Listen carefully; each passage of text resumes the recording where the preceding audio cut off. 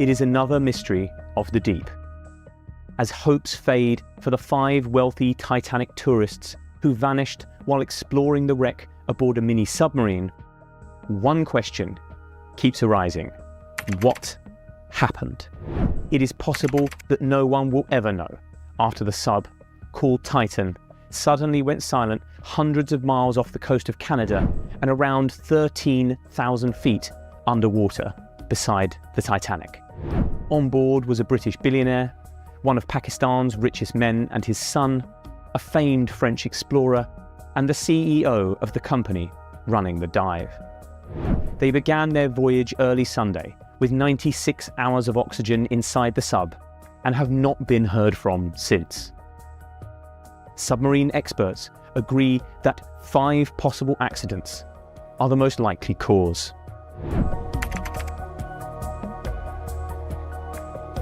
Perhaps the most obvious explanation is that the submersible became tangled in the wreckage of the Titanic itself. The ship split into 2 pieces as it sank back in 1912, and those sections now lie amidst a huge debris field on the seabed. Navigating the wreck is extremely dangerous, according to those who have dived it. It is possible that the sub's pilot got disoriented, perhaps after communications were interrupted, causing the craft to get snagged. Titan is equipped with drop weights, which can be thrown overboard to give it extra buoyancy, potentially freeing it and helping it float to the surface. But if it is stuck, for example, inside the Titanic, there could be little the crew would be able to do except wait. Titan could also have suffered a power outage or equipment failure. The sub relies on batteries to power the communications, and a failure could explain why it lost contact with the surface. But they also power the engines, the lights, and the heat in the water in complete darkness and in freezing temperatures.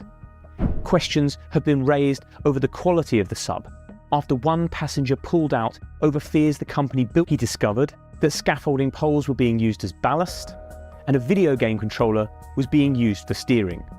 After that, an OceanGate engineer also previously quit over safety concerns about the structural integrity of the sub, and an industry body wrote a letter in 2018 criticising the company's experimental approach. Still be the matter of getting it back to the surface when its engines aren't working.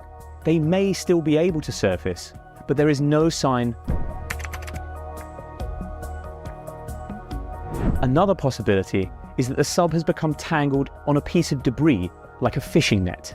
Thousands of so-called ghost nets are swept around the depot. Russian submersible called AS-28 became tangled on just such a net while it was underwater off the Kamchatka Peninsula in far eastern Siberia. The net got caught in its propellers and caused it to sink to the seabed, with a British underwater drone brought in to cut the netting and free it. All 7 crew members made it safely to the surface 2 days later. After the submersible suddenly stopped communicating with no explanation, a catastrophic implosion of the vessel has become a leading theory.